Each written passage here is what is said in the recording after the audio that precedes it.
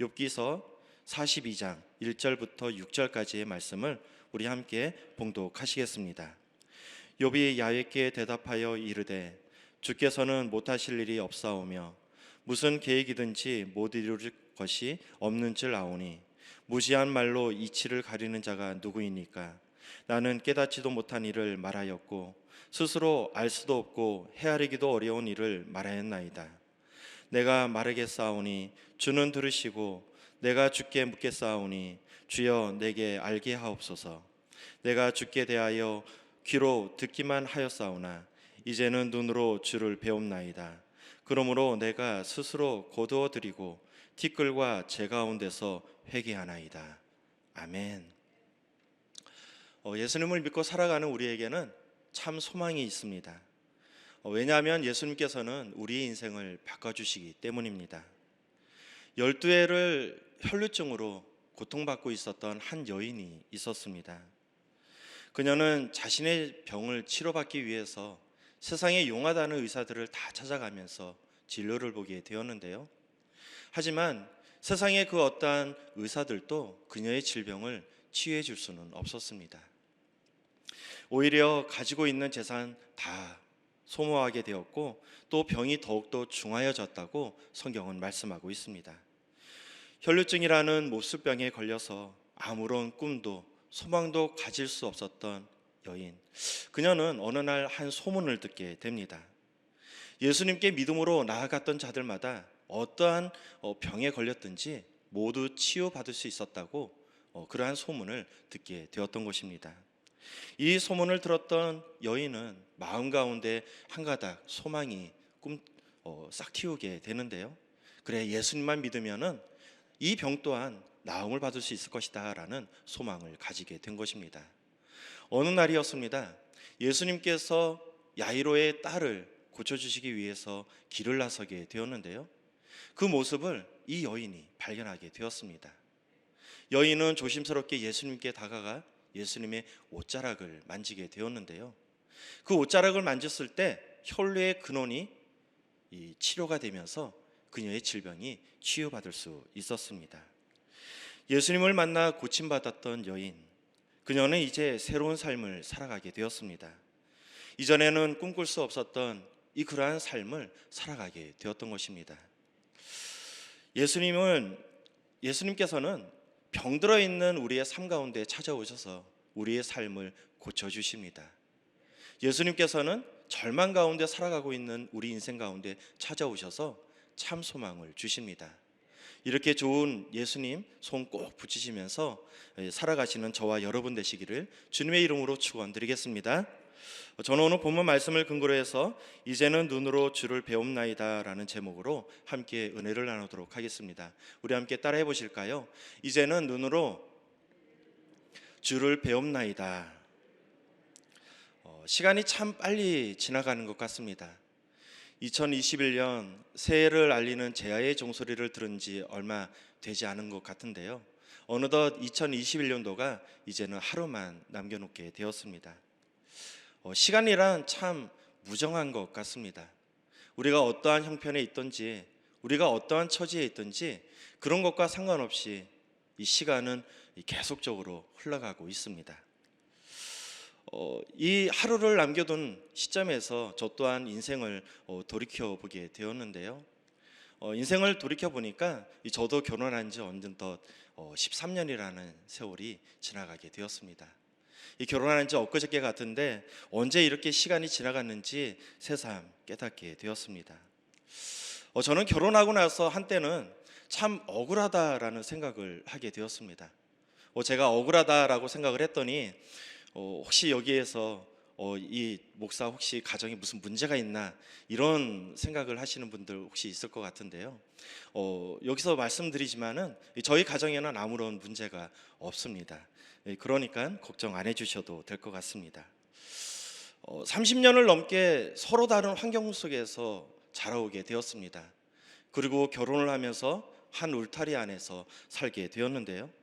그러다 보니까 자라온 환경도 다르고 성격도 다르고 또 습관도 다 달랐습니다. 그러다 보니 이 사소한 문제에서 마찰이 되는 그러한 일들이 생기게 되었는데요. 그런데 이 성경 말씀을 살펴보니까 하나님께서는 서로 싸우지 말라고 말씀하고 있습니다. 싸우더라도 네가 먼저 가서 사과하라고 말씀하고 있습니다. 그날 일은 그날 풀고 분방하지 말라고 하나님께서 말씀하고 있습니다. 하나님께서 무엇을 말씀하시는지 잘 알 것 같습니다. 그런데요, 그 말씀을 지키며 살아간다는 것이 쉽지가 않았다는 것입니다. 아무리 노력해도 다투는 일이 생기게 되고요. 다 이럴 때면은 그동안 꾹꾹 눌러왔던 이러한 일들을 좀 속 시원히 다 풀어버리면 어떨까, 그러한 생각을 하게 됩니다. 몇 날이고 며칠이고 속에 있는 거 다 끄집어내가지고 조목조목 따져가면서 그렇게 이야기를 하고 싶다라는 생각이 꿈틀거리게 됩니다. 자, 이럴 때면은 하나님께서 말씀을 주시는데요, 하나님께서 어떤 말씀을 주실까요? 하나님께서는 싸우지 말라, 네가 먼저 사과해라, 그날 일은 그날 풀고 분방하지 말라, 이런 말씀을 주십니다. 해가 저무르고 이제 잠자리에 들 시간이 되면은 마음이 조급해지게 됩니다. 하나님께서 그날 일은 그날 다 풀고 분방하지 말라고 말씀하셨는데 이대로 가면 이게 도저히 안 될 것 같습니다. 그래서 먼저 고개를 숙이면서 사과를 하게 됩니다. 자, 그런데요, 이 사과를 하게 되면은 우리 아내가 꼭 하는 말이 있습니다.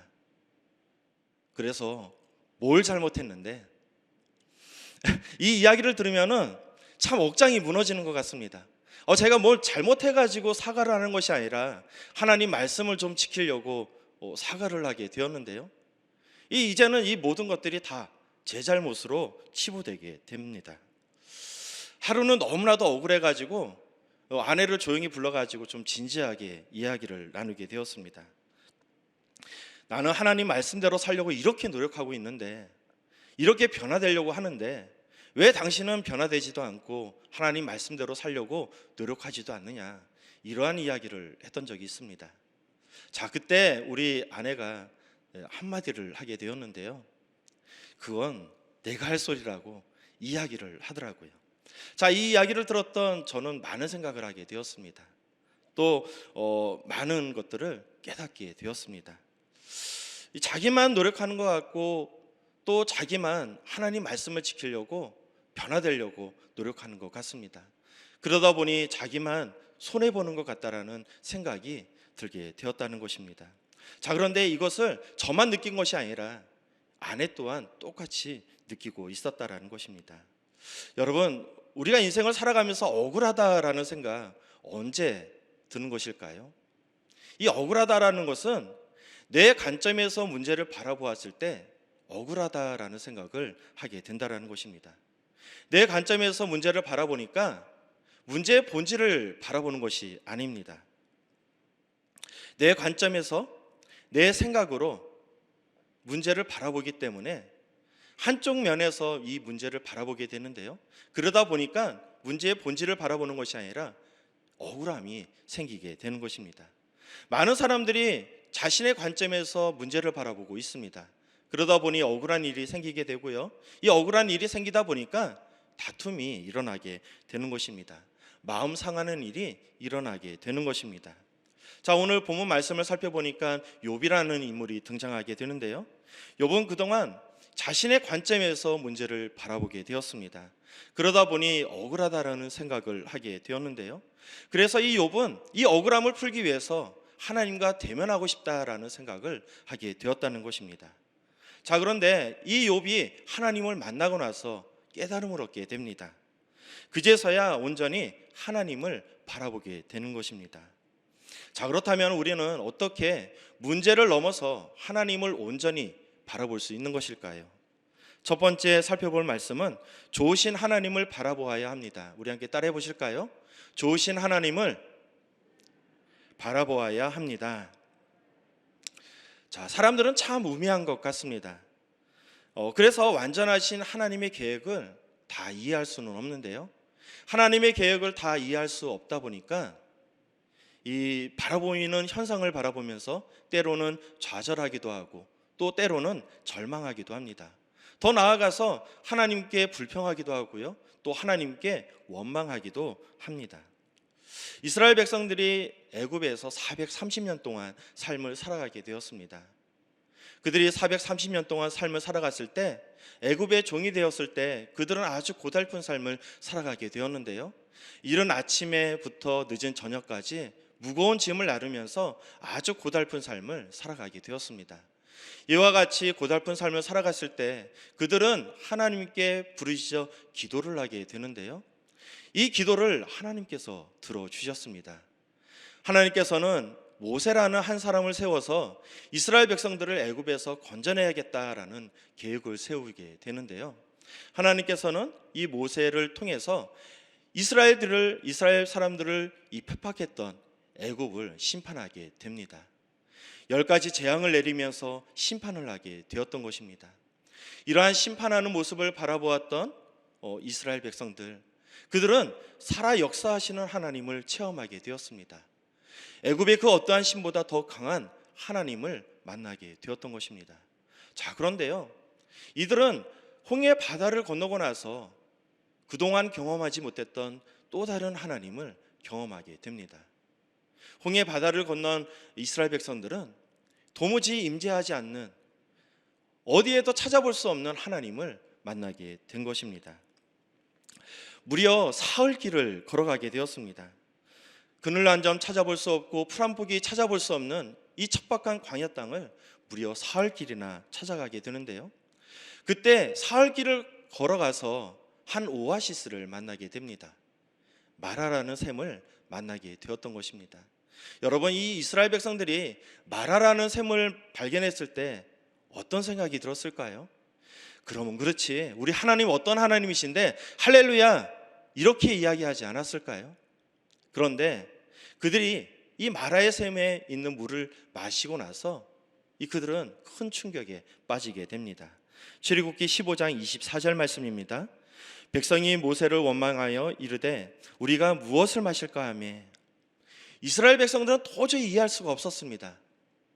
애굽에서 경험했던 하나님은 자신들을 위해서 애굽에 재앙을 내리시는 그러한 하나님을 만나게 되었습니다. 그런데요, 홍해 바다를 건너고 나서는 그런 하나님을 찾아볼 수 없었다는 것입니다. 이스라엘 백성들은 자신의 관점에서 하나님을 바라볼 수밖에 없습니다. 내가 어떠한 고난을 당하고 있는지 모르시는 하나님, 알더라도 이 문제를 해결해 줄 수 없는 나약한 하나님을 바라보게 되었다는 것입니다. 사랑하는 성도 여러분, 우리 하나님 진짜 이스라엘 백성들이 고난을 당하고 있는 것을 모르고 계셨을까요? 우리 하나님 진짜 이스라엘 백성들이 고난을 받고 있는 것을, 그 문제를 해결해 줄 수 있는 능력이 없으셨던 것일까요? 그렇지 않다라는 것입니다. 우리가 기억해야 할 것은 하나님께서는 모든 것을 다 바라보셨고 하나님께서는 이 문제들을 능히 해결해 줄 수 있는 능력을 가지고 계셨다라는 것입니다. 출애굽기 15장 25절 상반절 말씀입니다. 모세가 야훼께 부르짖었더니 야훼께서 그에게 한 나무를 가리키시니 그가 물에 던지니 물이 달게 되었더라. 모세가 기도할 때 하나님께서는 한 나무를 가르쳐 주셨습니다. 모세에게 그 나무를 물에 던지라고 말씀을 주셨습니다. 그 말씀에 순종해서 모세가 그 나무를 물에 던지니까 쓴 물이 단물로 변하게 되었다는 것입니다. 하나님께서는 이스라엘 백성들이 이 광야를 걸으면서 얼마나 지쳤는지 잘 알고 있었습니다. 그리고 하나님께서는 마라의 샘에 있는 물이 쓴 물이라서 이스라엘 백성들이 마실 수 없는 물이라는 것을 잘 알고 있었다라는 것입니다. 더 나아가서 하나님께서는 이 쓴 물을 어떻게 단물로 바꿀 수 있는지 그 방법을 알고 있었다라는 것입니다. 자, 우리는 이런 생각을 하고 있습니다. 이왕 하나님께서 기적을 베풀어 주실 거라면 힘들고 지치게 왔던 이스라엘 백성들을 위해서 이 마라의 쓴물을 단물로 미리 바꿔주셨으면 어땠을까? 그랬으면 더욱더 감사하지 않았을까? 이러한 생각을 하게 됩니다.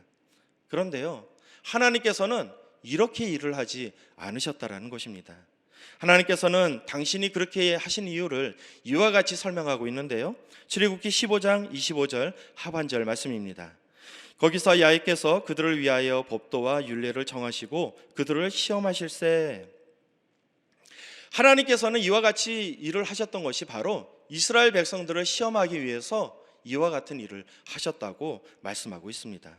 자, 그렇다면 하나님께서는 왜 이스라엘 백성들을 시험하면서 이와 같은 일을 하셨던 것일까요? 그것은 바로 하나님의 법도와 율례를 가르쳐 주시기 위해서 이와 같은 일을 하셨다고 말씀하고 있는 것입니다. 사랑하는 성도 여러분, 하나님께서는 이스라엘 백성들을 애굽에서 건져내셔서 젖과 꿀이 흐르는 가나안 땅에서 살아가기를 원하셨습니다. 그곳에서 풍요로운 삶을 살아가기를 원하셨다라는 것입니다. 그런데요, 그것을 허락하기 위해서는 하나님을 알아야 되기 때문에 이와 같은 일을 하셨다라는 것입니다. 하나님의 법도와 율례를 가르쳐 주시기 위해서 이스라엘 백성들 삶 가운데 문제를 두시고 그 문제들을 통해서 하나님의 법도와 율례를 가르쳐 주셨다고 말씀하고 있는 것입니다. 자, 우리가 인생을 살아가다 보면 수많은 문제들을 만나게 됩니다. 그때 우리가 기억해야 할 것은 이 바로 좋으신 하나님을 바라보아야 한다는 것입니다. 우리 인생 가운데 다가오는 문제들, 하나님께서 몰라서 다가오는 것이 아닙니다. 하나님께서 능력이 없으셔서 이 문제를 해결해 주시지 못하시는 것이 아니다라는 것입니다. 우리 인생 가운데 하나님께서 더욱더 큰 그림을 가지고 있기 때문에 하나님께서는 우리 삶 가운데 문제를 앞에 내려놓고 그 문제를 이겨나가도록 허락하고 있다라는 것입니다. 자, 오늘 등장하는 욥도 처음에는 하나님께서 행하시는 일들을 이해할 수는 없었습니다. 분명히 하나님께서 살아계시는데 왜 나에게 이런 문제가 찾아왔는가? 친구들은 이 문제들이 내가 범죄했기 때문에 하나님께서 심판하시는 것이다 라고 이야기하고 있습니다. 내가 과연 무엇을 잘못했길래, 뭘 그렇게 잘못했길래 이러한 문제가 내 삶 가운데 다가오는가? 욥은 하나님과 만나서 그 문제를 이야기하고 싶었던 것입니다. 따지고 싶었던 것입니다. 자, 그런데요, 이 욥은 하나님을 만나고 나서 변화되게 됩니다. 이렇게 고백을 하게 되는데요, 욥기서 42장 2절부터 3절까지의 말씀입니다. 주께서는 못하실 일이 없사오며 무슨 계획이시든지 못 이루실 것이 없는 줄 아오니 무지한 말로 이치를 가리는 자가 누구이니까? 나는 깨닫지도 못한 일을 말하였고 스스로 알 수도 없고 헤아리기도 어려운 일을 말하였나이다. 자, 우리가 문제 속에 살아간다는 것은 하나님께서 이 문제를 모르시는 것이 아닙니다. 문제 넘어서 살아가고 있는, 우리를 향해 계획하고 있는 좋으신 하나님을 바라보시고 또 그 좋으신 하나님과 더불어서 모든 문제를 이겨나가시고 또 변화된 삶을 살아가는 저와 여러분 되시기를 주님의 이름으로 축복드리겠습니다. 자, 그렇다면 우리는 어떻게 좋으신 하나님을 바라보며 삶을 살아갈 수 있는 것일까요? 두 번째 살펴볼 말씀은 체험신앙을 가져야 합니다. 우리 함께 따라해 보실까요? 체험신앙을 가져야 합니다. 제가 하나님의 부르심을 받기 이전에 회사 생활을 좀 했었습니다. 그때 직장에서 한 분을 만나게 되었는데요, 그분이 어느 날 차를 가지고 오지 않았다고 해서 제가 지하철역까지 함께 차를 타고 가면서 이런저런 담소를 나눴던 적이 있었습니다. 그분은 성당을 다니시는 분이었는데요, 그분이 저한테 이런 이야기를 하시더라고요. 이 자신은 교회 다니는 사람들을 보면은 도무지 이해할 수 없다라는 거예요. 교회 다니는 사람들 왜 그렇게 문제들이 많은지 맨날 교회 가가지고 하나님께 기도를 하는데 달라 이런 기도를 한다라는 것입니다. 자기가 보기에는 이 교회 다니는 사람들을 보면은 꼭 기복신앙인 것 같다고 이야기를 하는 것입니다. 그때 제가 그분에게 이런 질문을 했던 적이 있습니다. 저 혹시 기도하셔가지고 응답받아 보신 기억이 있습니까? 그랬더니 그분께서는 없다라고 이야기를 하셨습니다. 자, 그러면은 하나님께서 살아계시다라는 것을 어떻게 증명하실 수 있습니까? 라고 제가 질문을 했습니다. 물론 우리가 기도해서 응답받는 것 그 자체로도 중요한 이유가 있습니다. 하지만은 우리가 기도하면서 응답받아야 하는 이유는 무엇이냐면은 이러한 기도하고 응답받는 이러한 절차들을 통해서 우리는 살아계신 하나님을 만나게 된다라는 것입니다. 우리 삶을 이끌어 가시는 하나님을 만나게 된다라는 것입니다. 자, 그동안 욥은 막막하게 하나님을 그리고 있었습니다. 그랬던 그가 하나님과 대면하게 되었는데요, 그때 하나님의 진짜 모습을 발견하게 되었습니다. 욥기서 42장 5절 말씀입니다. 내가 주께 대하여 귀로 듣기만 하였사오나 이제는 눈으로 주를 배움나이다. 하나님을 인격적으로 만난 사람은 삶이 변화되게 됩니다. 사울은 하나님을 향해서 열심을 가지고 있었던 사람이었습니다. 그는 어렸을 때부터 율법을 공부하면서 이 경건한 바리새인이 되기 위해서 아주 부단히 노력했던 사람이었습니다. 그랬던 그가 어느 날 한 소문을 듣게 되는데요, 예수라는 거짓 선지자를 추종하는 사람들이 있다라는 이야기를 듣게 되었습니다. 가만히 들어보니까 그 예수를 메시아로 인정을 하면서 하나님의 아들이라고 숭배하면서 살아가고 있다는 것입니다. 이 이야기를 들었던 이 사울의 피가 들끓기 시작을 합니다. 감히 하나님의 아들이라고? 이건 신성모독이야. 그래서 이 사울은 그리스도인들을 잡아다가 옥에 가두기 위해서 예루살렘을 향해 나아가게 되었습니다. 그랬던 그가 다메섹 도상에서 예수님을 만나게 되는데요, 사도행전 9장 3절부터 4절까지의 말씀입니다. 사울이 길을 가다가 다메섹 가까이에 이르더니 호련히 하늘로부터 빛이 그들을 둘러 비추는지라. 땅에 엎드려져 들음에 소리가 있어 이르되 사울아 사울아 내가 어찌하여 나를 박해하느냐 하시거늘. 사울은 다메섹 도상에서 예수님을 만나고 나서 변화되게 되었습니다. 예수님의 환상을 본 사울은 예수님이야말로 진정한 메시아라는 것을 깨닫게 되었습니다. 예수님을 만난 사울은 그의 삶이 180도 변화되게 되었는데요, 예수님을 추종하는 자들을 잡아다가 옥에 가두는 자에서 이제는 진심으로 예수님을 따르고 섬기는 자로 바뀌게 되었습니다. 경건한 바리새인으로서 존경받는 지도자가 되기를 위해 부단히 노력했던 사울은 이제는 예수님의 복음을 가지고 사방에 나가 복음을 전하는 전도자로서 삶을 살아가게 되었던 것입니다. 예수님을 만난 사울은 가치관이 바뀌게 되었습니다. 예수님을 만난 사울은 이제 새로운 인생을 살아가게 되었던 것입니다. 마찬가지입니다. 하나님을 인격적으로 만난 사람은 가치관이 변할 수밖에 없다는 것입니다. 하나님을 체험하기 이전에는 세상의 성공을 쫓기 위해서 나아가게 되는데요, 하지만은 하나님이 인격적으로 만나고 나서는 새로운 인생을 살아가게 되는 것입니다. 이제는 하나님 제일주의로 살아가게 되는 것입니다. 하나님께 구원을 받고 신앙생활을 하던 중에 어느 날 하나님께서 저를 기도원으로 부르셨습니다. 그곳에서 하나님께서는 3일 동안 금식하며 기도하게 하셨는데요, 그때 그 기도원에서 금식하며 기도하면서 제 인생에 대해서 한번 살펴보게 되었습니다. 저는 그동안 사업을 하면서 어떻게 하면 성공할 수 있을까, 그 목표를 두면서 삶을 살아오게 되었습니다. 사업을 해서 돈을 많이 벌고 싶었습니다. 그래서 모든 것을 다 누리면서 부족함 없는 삶을 살아가기를 원했던 것입니다. 자, 그런데요, 그랬던 저가 하나님을 인격적으로 만나고 나서 그 이상의 것을 바라보게 되었습니다. 제가 바라보았던 사업이라는 것은 어떤 것이었냐면은 거짓말을 해야지 되는 곳이었고요, 또 때로는 뇌물을 주고 또 때로는 접대를 하면서 해야 하는 것이 바로 사업이라는 것이었습니다. 사업을 해가지고 돈을 많이는 벌 수 있을 것 같습니다. 그런데 사업을 해서 돈을 많이 벌면은 많이 번 만큼 하나님의 심판대 앞에 섰을 때 하나님께 책망받는 일이 더 많아질 것 같다라는 생각을 하게 되었습니다. 그래서 제가 그동안 꿈꿔왔던 그 사업이라는 꿈을 내려놓게 되었습니다. 그러면서 저는 한 가지 생각을 하게 되었는데요, 자, 그렇다면 앞으로 인생을 어떻게 살아가면 하나님께 칭찬받고 인정받는 삶을 살아갈 수 있을까, 그 부분에 대해서 고민하게 되었습니다.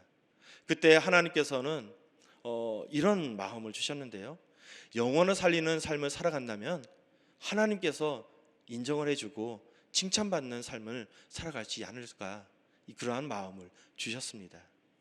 그러고 나서 하나님께서는 몇 년 후에 저를 정식으로 불러주셔서 이 목회자의 길을 걷게 하셨습니다. 하나님을 인격적으로 만난 사람들은 가치관이 바뀌게 됩니다. 하나님을 인격적으로 만난 사람들은 삶이 변화될 수밖에 없습니다. 왜 그런 것일까요? 그것은 바로 이 세상에서 성공이 줄 수 없는 더욱 값진 것을 발견하기 때문입니다. 마태복음 13장 44절 말씀입니다.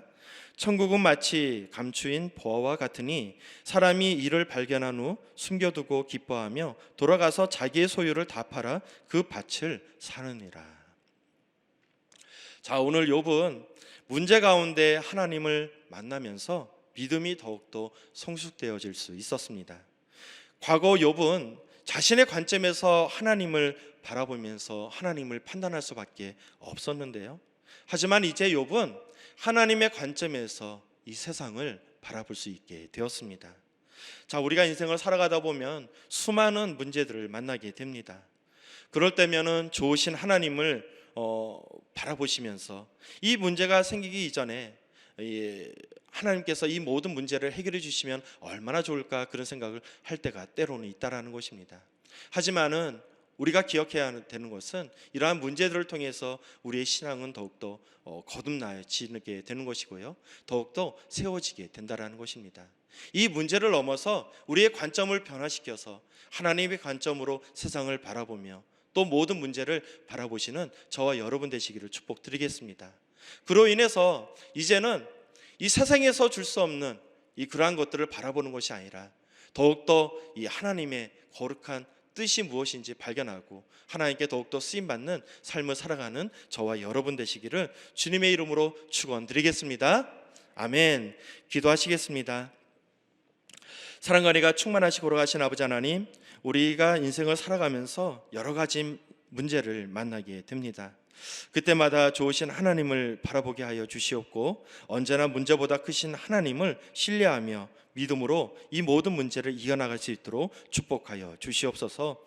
2021년 한 해가 저물어가고 있습니다. 2022년도에는 더욱더 하나님께 쓰임받는 한 해가 되길 소망합니다.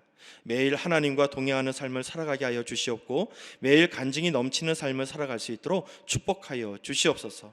오늘도 귀한 헌물을 가지고 나온 우리 성도님들 계십니다.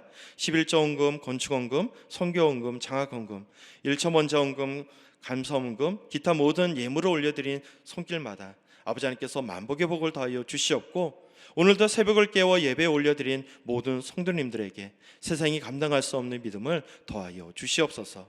그래하여 하나님께 더욱더 쓰임받는 인생이 될 수 있도록 축복하여 주시옵소서. 이 모든 기도 우리 구주 예수 그리스도의 이름으로 기도드리옵나이다. 아멘. 하늘에 계신 우리 아버지여, 이름이 거룩히 여김을 받으시오며 나라가 임하시오며 뜻이 하늘에서 이루어진 것 같이 땅에서도 이루어지이다. 오늘 우리에게 일용할 양식을 주시옵고 우리가 우리에게 죄 지은 자를 사하여 준 것 같이 우리의 죄를 사하여 주시옵고 우리를 시험에 들게 하지 마시옵고 다만 악에서 구하시옵소서. 나라와 권세와 영광이 아버지께 영원히 쌓옵나이다. 아멘. 할렐루야. 오늘 귀한 말씀을 허락하신 우리 하나님께 영광의 박수 올려드리겠습니다. 자, 이제 기도하는 시간입니다. 나라와 민족을 위해서 먼저 기도해 주시기 바랍니다. 이제 대통령 선거가 얼마 남지 않았는데요, 하나님께서 허락하시는 대통령이 선출되어질 수 있도록 함께 기도해 주시기 바랍니다. 또 우리 교단을 이끌어 가시는 우리 이영훈 총회장님을 위해서 함께 기도하도록 하겠습니다. 또한 우리 황선욱 담임 목사님과 우리 분당교회를 위해서 함께 기도하길 원합니다. 또 우리 교회에서 파송하신 우리 선교사님들을 위해서 함께 기도해 주시기 바랍니다. 성령 충만과 개인 문제 해결을 위해서 또 다가오는 2022년도 새해를 위해서 또 오늘 주신 말씀을 생각하면서 우리 주여 삼창하시고 함께 기도하시겠습니다. 주여, 주여, 주여.